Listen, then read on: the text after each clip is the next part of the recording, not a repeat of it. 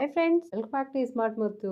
ముందుగా అందరికి శ్రీకృష్ణ జన్మాష్టమి శుభాకాంక్షలు అండి. ఈ వీడియో ఏంటో మీకు ఈ పాటికి అర్థమైపోయి ఉంటది కదా. శ్రీకృష్ణ జన్మాష్టమి సెలబ్రేషన్స్ ఎలా చేసుకున్నామో చూసేద్దామా. మరి ఈ వీడియోలో చిన్ని కృష్ణుడు చాలా క్యూట్ గా అండ్ చాలా అందంగా తయారు చేశారండి. సో చాలా బాగుంటది ఈ బ్లాగ్ అయితే. సో మిస్ అవ్వకుండా ఎండ్ వరకు చూసి ఆ శ్రీకృష్ణుడిని ఆశీస్సులు మీరు కూడా పొందాలని మీ తరపున నేను కూడా కోరుకుంటున్నానండి. సో ఈ మనం శ్రీకృష్ణుని గురించి మాట్లాడుకోవాలంటే సో ఎన్ని పేజీలైనా తరగవండి, అంత గొప్ప దేవుడు. సో కృష్ణుడు కేవలం దేవుడే కాదండి, ప్రేమకు, ధర్మానికి, జ్ఞానానికి ప్రతీక.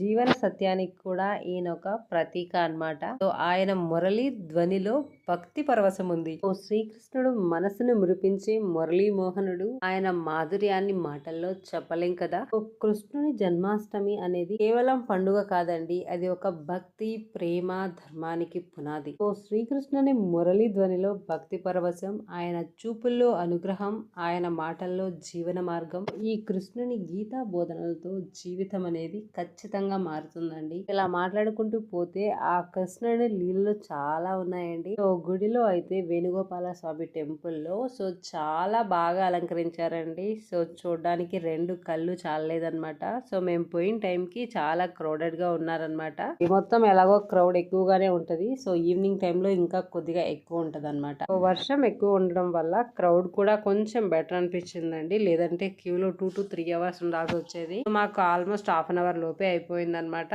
అప్పుడే వర్షం తగ్గి క్రౌడ్ అనేది స్టార్ట్ అయ్యే టైంలో వెళ్ళాం మేము. సో అందుకని మాకు కొంచెం తొందరగానే అయిపోయింది దర్శనం. ఫుల్ బ్లాక్ తప్పకుండా మిస్ అవ్వకుండా చూడండి. సో చాలా అందంగా అయితే టెంపుల్ లో డెకరేషన్ అనేది ఉందన్నమాట. So thank you so much.